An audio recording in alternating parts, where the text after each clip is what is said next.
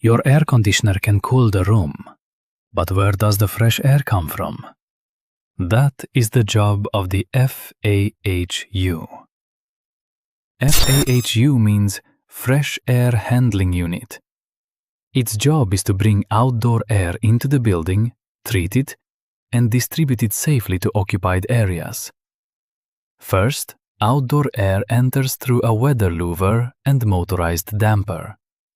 Next, filters remove dust, sand, and other airborne particles.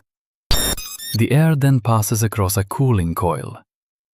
In hot and humid climates, this coil lowers the air temperature and removes moisture through condensation.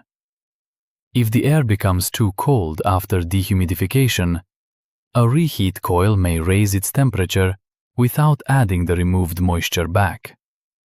Finally, the supply fan sends the filtered, cooled, and dehumidified fresh air directly to rooms, or to AHUs and FCUs for mixing. The FAHU also replaces exhausted air and can help maintain positive building pressure.